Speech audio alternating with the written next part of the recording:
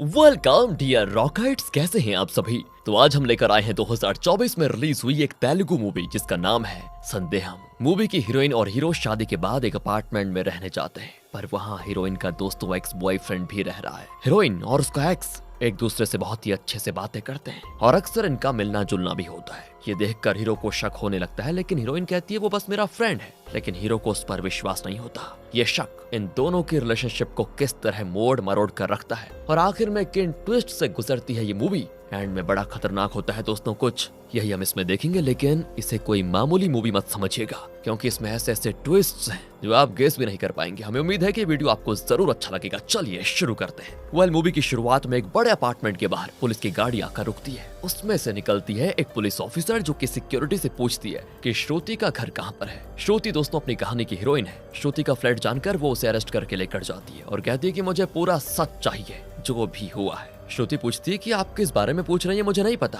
Police officer जिसका नाम किरण है दोस्तों, वो पूछती है कि तुम्हारे और आर्या के बीच में क्या रिश्ता है बताओ। क्या तुमने और आर्या ने मिलकर तुम्हारे पति को मार डाला? पति को रास्ते से हटाकर तुम और आर्या शादी करने का प्लान बना रहे थे, राइट? श्रुति बहुत रोती है और कहती है मैं कुछ नहीं जानती, प्लीज मुझे छोड़ दीजिए। और यहाँ से कट करके दिखाते हैं कि कहानी इस मोड़ पर कैसे पहुंची। श्रुति और हर्षा नाम के एक आदमी की शादी होती है। असल में हर्षा श्रुति से एक तरफा प्यार करता था और अब उसने श्रुति से शादी भी कर ली। दोनों हर्षा के घर जाते हैं। हर्षा के परिवार में उसके पेरेंट्स और एक छोटी बहन है जिसका नाम है भावना। हर्षा ने एक फ्लैट खरीदा है जहाँ ये दोनों शिफ्ट हो जाते हैं। वहाँ पर इनकी वही सुहागरात का पूरा इंतजाम किया जाता है। अब श्रुति बेड पर बैठी होती है। श्रुति कहती है कि यूजुअली दुल्हन कमरे में दूध लेकर आती है, तो फिर आप? हर्षा कहता है तो क्या हुआ, मुझे कुछ अलग करने का मन किया इसलिए मैं दूध लेकर आ गया। फिर वो श्रुति को बता देता है कि मैं तुमसे एक तरफा प्यार करता था, पर तुम्हें बताने की हिम्मत नहीं हुई। बड़ी मुश्किल से अपने परिवार को मैंने इस शादी के लिए कन्विंस किया और तुमसे शादी करने में सफल भी हो गया। तुम खुश तो हो ना? श्रुति बस स्माइल करती है। अब हर्षा उसके करीब जाने की कोशिश करता है तो श्रुति कहती है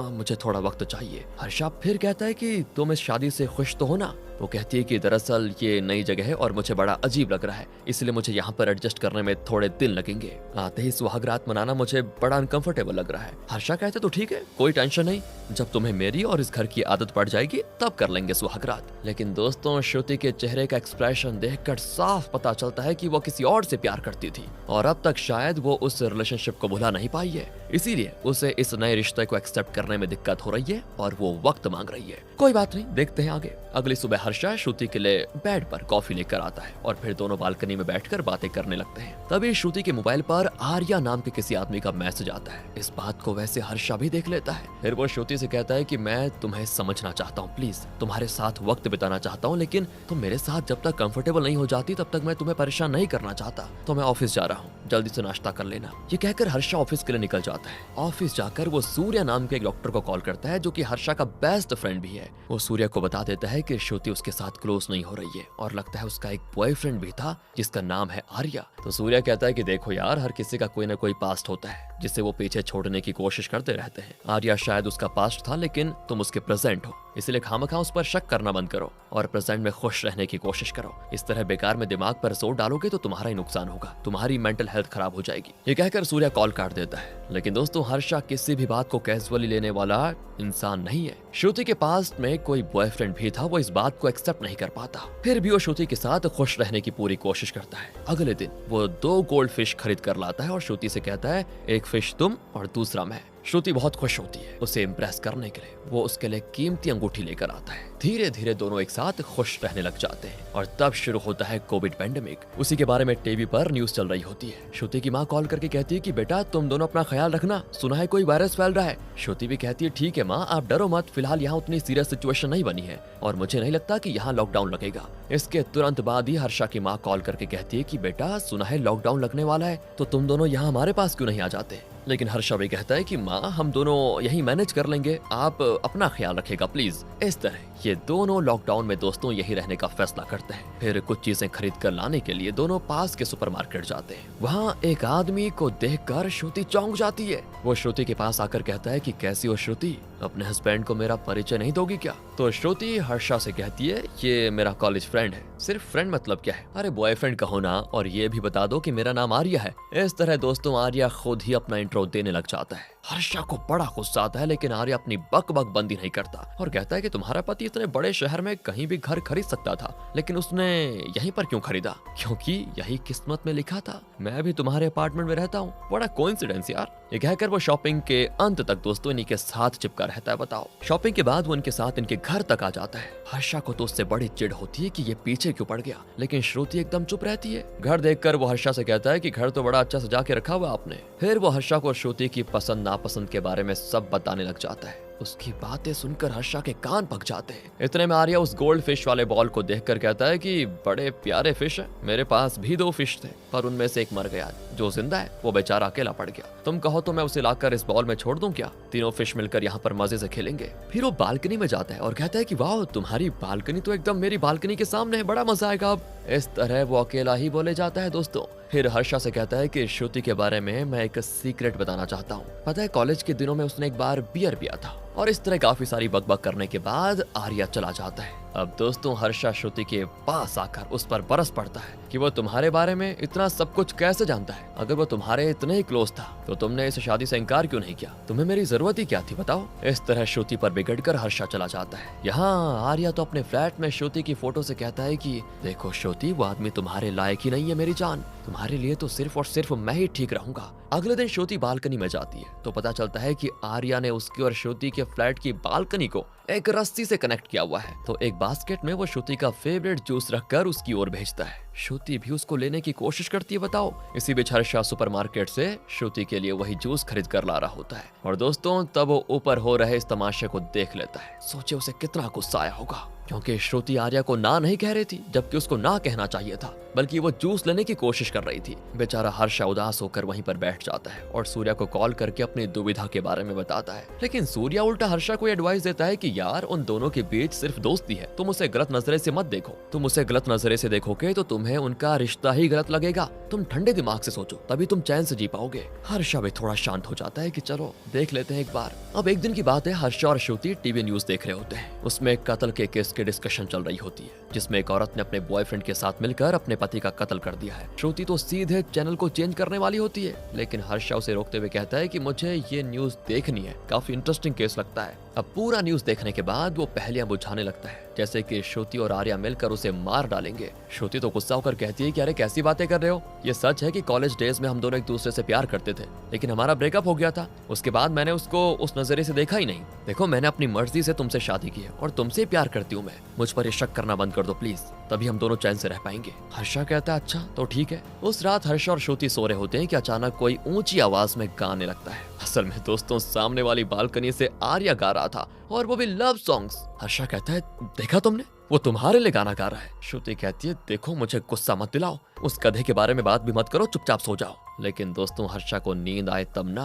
वो बालकनी में जाता है तो उसे देखकर आर्या चिढ़ाता है कि क्या ब्रो, मैं सिंगल हूँ इसीलिए नींद नहीं आ रही है, तुम तो शादीशुदा हो, तुम्हें नींद क्यों नहीं आ रही बताओ। इतना ही नहीं दोस्तों, अगले दिन तो वो अकेला फिश लेकर इनके बॉल में डाल देता है। अब इस बॉल में 2 गोल्ड फिश और एक ब्लैक फिश तैर रहे होते हैं। ये सब देखकर हर्षा और श्रुति को बहुत ही गुस्सा आता है, लेकिन वो आर्या को कुछ कह नहीं पाते। और उस रात वो फिर इनके घर पर आता है। हर्षा और श्रुति जूस पी रहे होते हैं तो श्रुति के मुंह से जूस की एक बूंद नीचे गिरने वाली होती है कि तभी दोस्तों आर्या हाथ में पकड़कर कहता है कि अरे ये तो मेरे लिए किसी कीमती बूंद से कम नहीं है, मोती है मेरे लिए। कहकर वो उस बूंद को लेकर चला जाता है। उसकी नौटंकी देखकर हर्षा एकदम आग बबूला हो जाता है कि ये किस मिट्टी का बना है, पागल कहीं का। उसके जाने के बाद तो हर्षा श्रुति से साफ साफ पूछ लेता है कि तुम्हें मैं पसंद हूँ या वो। मेरे साथ क्लोज होने के लिए तुम्हें टाइम चाहिए, लेकिन उसे जब चाहो घर में आने की छूट दे रखी है तुमने। श्रुति कहती क्या कह रहे हो तुम मेरे पति हो और वो बस मेरा दोस्त है, मेरे लिए तुमसे बढ़कर और कोई नहीं है। हर्षा कहता है कि मैंने सोचा था कि तुम्हारा पास्ट, तुम्हारा प्रेजेंट और तुम्हारा फ्यूचर, इन तीनों में सिर्फ मैं रहूंगा, लेकिन पास्ट को तो आर्या ने ऑक्यूपाई कर लिया। अगर मुझे पहले ही पता होता तो मैं ऐसा कुछ करता कि आर्या तुम्हारी लाइफ में आता ही नहीं। खैर अब जो हो गया होने दो, अब हमारी लाइफ में उसकी कोई जगह नहीं होनी चाहिए, याद रखना इस बात को। इस तरह जरा सुलह करके दोनों खुशी से जीने का फैसला कर लेते हैं। लेकिन दोस्तों हर्षा तो अभी भी कंफ्यूज्ड है कि श्रुति सच में कह रही है या झूठ। वो फिर अपने बेस्ट फ्रेंड डॉक्टर सूर्या को कॉल करके सब बता देता है। सूर्या कहता है कि भाई अगर तुम्हें इतना ही शक है तो एक काम करो, कुछ दिनों के लिए ऑफिशियल टूर का बहाना करके तुम घर से चले जाओ। अगर उसके बिहेवियर में कोई बदलाव दिखा तो फिर सोचेंगे आगे क्या करना है। हर्षा को भी यही आइडिया बढ़िया लगता है और अगले दिन वो श्रुति से कहता है कि देखो काम के सिलसिले में मुझे कुछ दिनों के लिए के लिए बेंगलोर जाना होगा। श्रुति तो परेशान हो जाती है कि मैं अकेले घर में कैसे रहूंगी। हर्षा कहता है कि अगर बोर हो जाओ तो अपने उस दोस्त को बुला लेना। ओ दोस्तों, ये सुनकर श्रुति स्माइल करती है पता है, और हर्षा को बाय कहती है बहुत ही बढ़िया तरीके से। हर्षा मन ही मन सोच लेता है कि ये मुझे बाय कह रही है ताकि मेरे जाने के बाद अपने बॉयफ्रेंड को हाय कह सके। वाह। हर्षा के जाने के बाद श्रुति बालकनी में जाती है तो सामने से आर्या पूछता है कि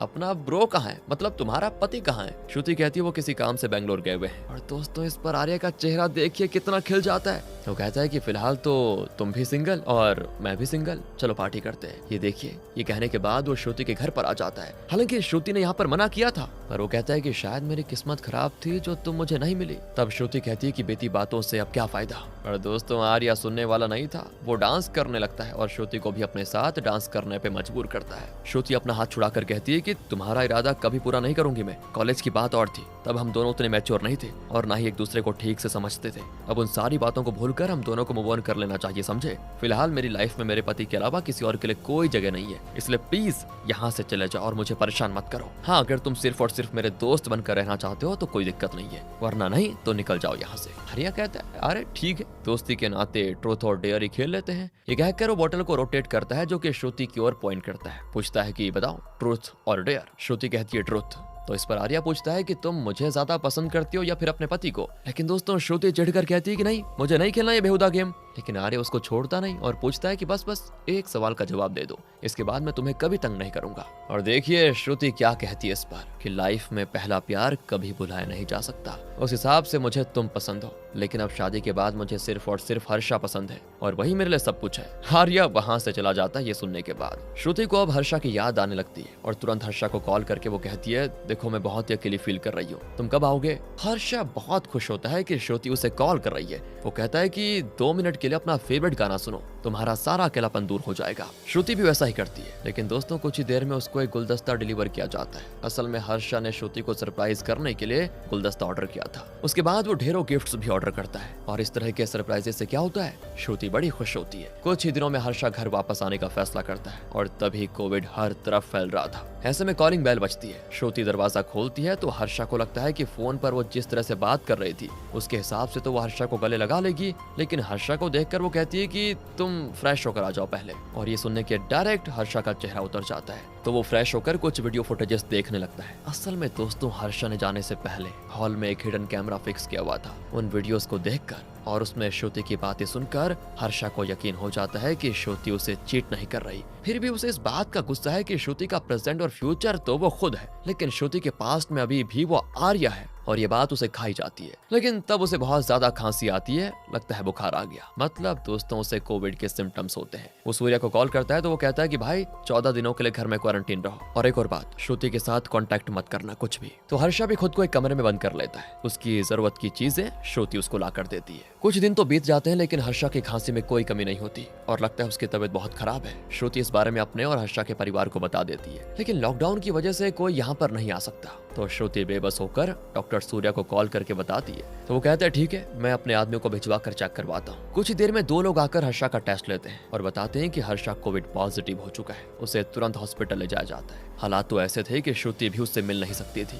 और फिर हर्षा की कंडीशन के बारे में सूर्या श्रुति को अपडेट करता रहता है और फिर श्रुति भी इस बारे में अपने और हर्षा के परिवार को बताती रहती है। एक बार उसे बालकनी में देखकर आर्या कहता है कि तुम फिक्र मत करो, ब्रो को कुछ नहीं होगा। अगर किसी मदद की जरूरत पड़े तो मुझे बुला लेना, संकोच मत करना। फिर श्रुति मास्क वगैरह पहनकर हॉस्पिटल जाती है जहाँ हर्षा बहुत ही क्रिटिकल कंडीशन में होता है और उसे आईसीयू में रखा गया है। लेकिन सूर्या श्रुति को हिम्मत देता है कि देखो मैं हर्षा को बचाने की पूरी कोशिश करूंगा। एक रात फिर वो श्रुति को कॉल करके कहता है कि हर्षा अब जिंदा नहीं है। सुनकर श्रुति टूट जाती है, लेकिन क्योंकि हर्षा कोविड से मरा था और वो भी क्रिटिकल कंडीशन में, इसलिए हॉस्पिटल वाले श्रुति को उसकी बॉडी नहीं देते बल्कि अपने तरीके से उसका काम कर देते हैं और कहते हैं कि आपको जो भी रस्में करनी है वो घर पर कीजिए। श्रुति ये सब अपने परिवार को बताती है, लेकिन उसे हिम्मत देने के लिए कोई उसके पास नहीं आ सकता क्योंकि सख्त लॉकडाउन लगा हुआ है। हर्षा के पेरेंट्स वीडियो कॉल पर कहते हैं कि बेटा तुम हिम्मत रखो, 2 हफ्ते के बाद हम कैसे भी वहाँ पर आकर तुम्हें लाने की कोशिश करेंगे। 2 हफ्ते के बाद जगह जगह लॉकडाउन जरा खुलना शुरू होता है। ऐसे में दोस्तों एक रात हर्षा की बहन भावना को हर्षा के फोन से कॉल आता है मिस्ड कॉल देखकर वो चौंक जाती है कि भैया के फोन से किसने कॉल किया होगा।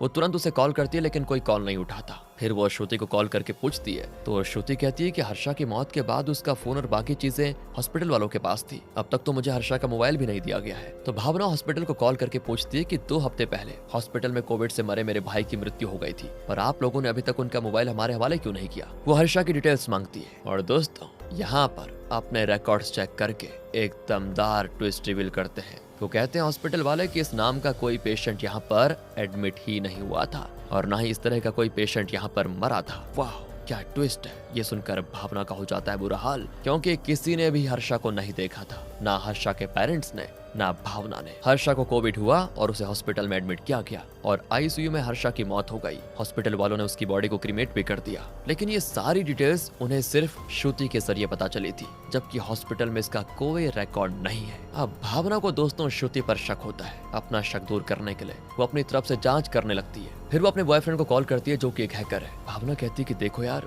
मेरे भाई के फोन का लोकेशन पता लगाओ। वो भी फोन को ट्रैक करने में लग जाता है। इसी बीच अपार्टमेंट में लोग श्रुति के बारे में गलत बातें करने लगते हैं कि उसके और आर्य के बीच में अफेयर चल रहा है। ये भी कहते हैं वो लोग कि उन दोनों ने मिलकर ही हर्षा को मारा है। तो स्ट्रेस के मारे श्रुति एक कमरे में बैठकर रोने लग जाती है। यहाँ भावना को दोस्तों उसका बॉयफ्रेंड हर्षा के फोन का लोकेशन भेजता है जो कि श्रुति के अपार्टमेंट में होता है। तो भावना अपार्टमेंट के सिक्योरिटी को कॉल करके कहती है कि आप उस लोकेशन पर जाकर चेक कीजिए प्लीज। वो भी जाकर देखता है तो पता चलता है कि हर्षा के कार में ही उसका फोन था। सिक्योरिटी उस फोन को भावना के हवाले कर देता है। श्रुति पर भावना का शक दोस्तों और भी मजबूत हो जाता है और वो अपने पेरेंट्स को इस बारे में बता देती है, लेकिन वो कहते हैं कि तुम्हारा भाई हमें छोड़कर जा चुका है, तुम खामखा इस मामले को आगे मत बढ़ाओ बेटा। श्रुति पहले से बहुत ही परेशान है, इस वक्त उस पर शक करने का टाइम नहीं है। ये कहकर वो कॉल काट देते हैं। लेकिन दोस्तों भावना इस बात को इतना कैजुअली नहीं ले सकती थी, क्योंकि उसे पूरा यकीन है कि कुछ तो गड़बड़ है। वो तुरंत पुलिस को कॉल कर देती है और उसी की कंप्लेंट के आधार पर किरण नाम की पुलिस ऑफिसर श्रुति को अरेस्ट करने आती है।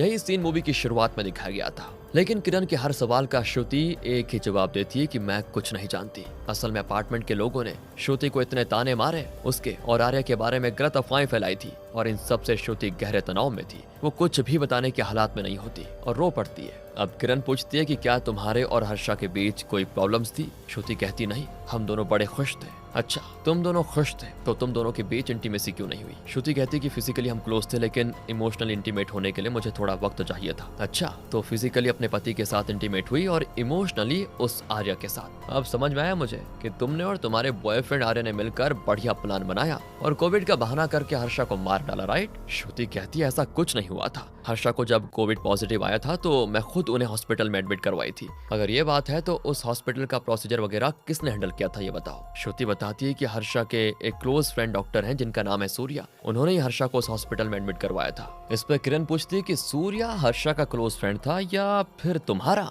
इस तरह वो श्रुति और सूर्या को भी दोस्तों लिंक करने की कोशिश करती है, पर श्रुति यही कहती है ये झूठ है, मैं कुछ नहीं जानती। लेकिन लगता है दोस्तों किरण बिल्कुल ठीक दिशा में इन्वेस्टिगेट कर रही है। वो अपनी टीम को बताती है कि जब हर्षा को कोविड हुआ तो उसे डॉक्टर सूर्या ने हॉस्पिटल में एडमिट करवाया। हर्षा की लाश को भी सिर्फ सूर्या और श्रुति नहीं देखा था, लेकिन क्योंकि उस वक्त कोविड से पीड़ित कई लोग थे जिनकी मौत हुई थी, उनके साथ ही हर्षा की बॉडी को भी क्रीमेट किया गया था। इसी वजह से उसका शव विश्लेषण नहीं किया जा सका है ना। और यही नहीं, उस हॉस्पिटल के रिकॉर्ड्स में हर्षा नाम के किसी भी पेशेंट का कोई रिकॉर्ड नहीं है। और सुनो, इसके अलावा हर्षा की मौत के वक्त आर्या, जो कई दिनों से श्रुति को परेशान कर रहा था, वो अपार्टमेंट छोड़कर चला गया। उसका हमें कुछ पता नहीं चला है। उसके 2 हफ्ते के बाद हर्षा की बहन भावना को हर्षा के फोन से एक मिस्ड कॉल आया, तो उसने अपनी तरफ से इन्वेस्टिगेट किया और आखिर में पुलिस को फोन किया। यहाँ से दोस्तों शुरू हुई थी किरण की इन्वेस्टिगेशन। इस केस में प्राइम सस्पेक्ट है 2 लोग, एक तो है श्रुति और दूसरा डॉक्टर सूर्या। अब किरण सूर्या को बुलाती है और सूर्या जो कुछ जानता था वो सब बता देता है। जब किरण हर्षा के फोन के बारे में पूछती है तो वो कहता है हर्षा की सारी चीजें उस हॉस्पिटल में थी, उनके बारे में मुझे कुछ नहीं पता। अच्छा चलो ठीक है, अगर तुम्हारी जरूरत पड़ेगी तो फिर बुला लूंगी तुम्हें, समझे, आना जरूर। वो भी हाँ में जवाब देकर चला जाता है। अब दोस्तों किरण श्रुति के अपार्टमेंट में जाकर वहाँ के लोगों से पूछताछ करती है। तब आता है वहाँ पर आर्या। उसे देखकर किरण पूछती है कि तुम कहाँ चले गए थे बताओ। आर्या कहता है वो बिजनेस के सिलसिले में एक दोस्त से मिलने दूसरे शहर गया था और कुछ नहीं। लेकिन किरण उसको छोड़ती नहीं। और इंटेरोगेट करने के लिए जाती है। आर्या तो बस यही रट लगाता है कि मैं श्रुति से प्यार करता था, लेकिन उसके पेरेंट्स ने हमारे रिश्ते को नहीं माना और उसकी शादी किसी और से करवा दी। लेकिन मैं तब भी श्रुति से प्यार करता था, अब भी करता हूँ और हमेशा उससे प्यार करता रहूंगा। इसके अलावा मैंने कोई गलती नहीं की, सच बता रहा हूँ। किरण कहती है अच्छा, तो तुम हमेशा श्रुति से प्यार करते रहे और हर्षा तुम्हारे रास्ते का कांटा बनकर आया, तो तुम दोनों ने मिलकर उसको रास्ते से हटा दिया। सही बोल रही हूँ ना मैं?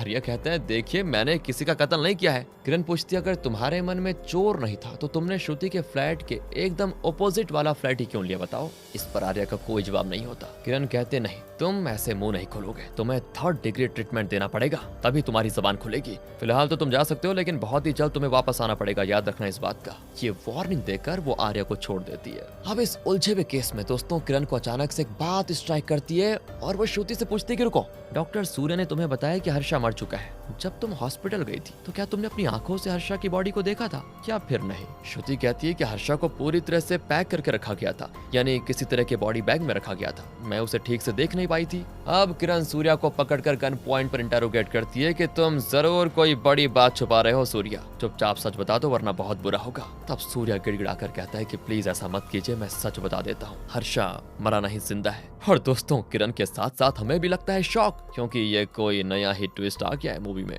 सूर्या बताता है कि हर्षा अपनी मौत का ड्रामा करना चाहता था और उसने मुझसे मदद मांगी। अब देखिए कोविड तो था ही और कोविड होने की एक्टिंग करने लगा, और फिर मैंने भी अपने आदमियों को उसके घर भेजकर उसको चेक किया और श्रुति से झूठ बोला कि हर्षा कोविड पॉजिटिव है और उसको हॉस्पिटल ले जाना होगा। ये सारी चीजें वैसे हर्षा ने प्लान की थी, लेकिन उसके बाद न जाने वो कहाँ गायब हो गया। अब दोस्तों ये तो कंफर्म हो चुका है कि हर्षा मरा नहीं। इसी बीच हर्षा के पेरेंट्स श्रुति को देखने उसके घर पर आते हैं, लेकिन श्रुति दरवाजा नहीं खोलती और बहुत रोती है। हर कोई श्रुति के दिल को ठेस पहुंचाने वाली बातें कर रहा था, जिस वजह से वो बहुत टूट जाती है। इसी बीच किरण हर्षा का डेबिट कार्ड वगैरह ट्रैक करने लगती है, क्योंकि अगर वो जिंदा है तो खर्चे के लिए पैसे तो जरूर चाहिए होंगे उसको। उसके जरिए वो हर्षा की लोकेशन पता लगा लेती है। अब दोस्तों उस जगह का सीसीटीवी चेक करने पे पता चलता है कि हर्षा एक ब्लू कलर का हुडी पहनकर घूम रहा है। आखिर किरण हर्षा को पकड़ ही लेती है। हाँ, एक और ट्विस्ट आपका इंतजार कर रहा है, ये लीजिए, असल में ये हर्षा नहीं आर्या है। किरण तो आग बबूला हो जाती है और उसे तुरंत अरेस्ट कर लेती है। पूछताछ में कोई खास इन्फॉर्मेशन नहीं देता तो किरण उसको पीट पीट कर इतना पीटती है कि तब जाकर वो अपना मुंह खोलता है। और एक और खतरनाक ट्विस्ट आपके सामने,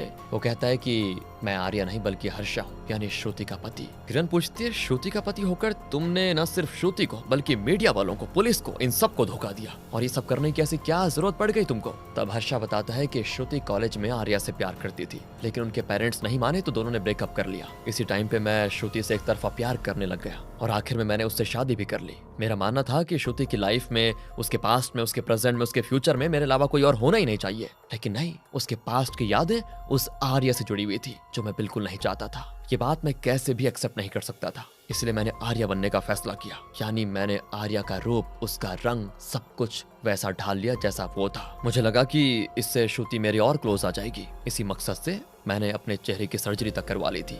और दोस्तों उसकी कहानी सुनकर किरण तो हंस देती है कि तुम पागल हो क्या, ये सब करके तुम्हें मिला क्या? अरे किरण जी, वही तो हम मूवी देखने वाले बेचारे भी पूछ रहे हैं। हर्षा इस सवाल का ये जवाब देता है कि सिर्फ आप और मैं जानते हैं कि मैं आर्या नहीं हर्षा हूँ, लेकिन श्रुति तो मुझे आर्या ही समझेगी और मुझे तो वही एक्सपीरियंस करना है बस। उसके पास्ट में भी मुझे उसके साथ जीना है। हाँ, यह जवाब जरा बेहुदा लगता है यार, लेकिन क्या करें, अपनी अपनी मर्जी होती है सभी की। लगता है हर्षा की यही मर्जी है। किरण तो अपना माथा पीट लेती है कि मैं कुछ भी कह लूं, इसके पल्ले कुछ नहीं पड़ने वाला। वो बस इतना कहती है तुम किसी भी भूल भुलैया में रह लो, मुझे कोई फर्क नहीं पड़ता, लेकिन कोर्ट में तुम्हारे कत्ल का केस रजिस्टर हो चुका है। तुम अपनी तरफ से कुछ कागजात सबमिट कर दो कि भैया मैं मरा नहीं जिंदा हूँ, बस काम खत्म, क्योंकि मुझे ये बेहुदा केस बहुत जल्दी क्लोज करना है बस। ये कहकर वो हर्षा को छोड़ देती है। और दोस्तों जब श्रुति को इस नाटक का पता चलता है तो वो बहुत रोती है पहले कि बताओ उसके साथ हर्षा ने इतना बड़ा मजाक किया, लेकिन हर्षा फिर वही वाली बात कहता है कि तुम्हारा प्यार पाने के लिए ही मैंने ये सब किया है, पर अगर मैंने तुम्हारा दिल दुखाया हो तो प्लीज मुझे माफ कर दो। तो क्या